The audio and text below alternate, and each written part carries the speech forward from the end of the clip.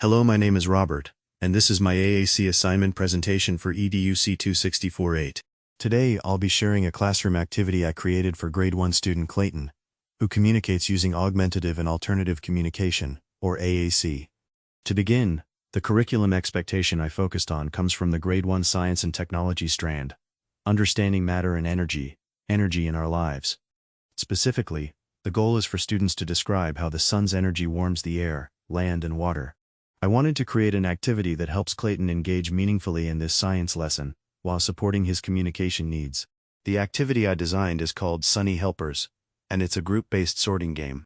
After reading a short book about the sun and having a discussion as a class, students will work in small groups to sort laminated picture cards into two categories: things the sun helps and things it doesn't. For example, the sun helps plants grow and puddles dry, but it doesn't warm objects like the fridge or moon. Each group will then share what they learned with the class. For Clayton, my goal is to support his active participation using his communication board. I would love to see Clayton achieve several things during this lesson. First, I want him to use vocabulary from his board to label and describe what the sun helps. I also want him to engage socially with his peers by answering questions, making choices, and sharing ideas using AAC.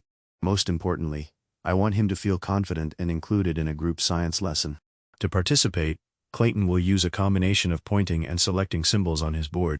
He may answer questions like, "What does the sun help?" by choosing plant or water. He can also form simple sentences like, "Sun warms clothes," or "I like this." During group work, he might say, "Ice cream is cold," "I share," "Go to this," or "I like go outside." With support from myself or the classroom team, Clayton will also share one of the group's ideas with the class using his AAC. The board is color-coded by category for easier visual scanning and language development. The yellow section contains core vocabulary, words used frequently across all contexts, such as I, want, go, yes, no, is, and do. These help Clayton form simple but meaningful sentences like, "I want this," or "It is warm." The blue section includes weather and temperature vocabulary. These are words like sun, warm, cold, hot, cloudy, rain, and outside, which allow Clayton to describe his observations during the lesson. Phrases like sun warm or jacket warms. The green section focuses on the specific objects the sun helps. This includes water, plant, puddle, and clothes. These words are directly related to the sorting activity and support sentences like, "Sun warms plant," "I want water," or "I like warm clothes." The red section shows objects the sun doesn't help, like ice cream, lamp, fridge, and moon. These are useful for contrasting and sorting, and help Clayton say things like, "cold fridge," or "not warm ice cream." Finally, the purple section includes social and descriptive action words, such as share, tell, like, warms, and helps.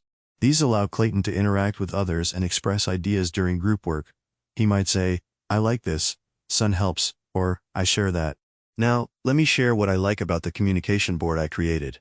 I really like that it blends core and fringe vocabulary, offering both sentence-building words like I, want, and go, alongside specific science-related words like sun, warm, plant, and water. It's also color-coded by category, which supports Clayton's visual processing and makes it easier to scan and find symbols.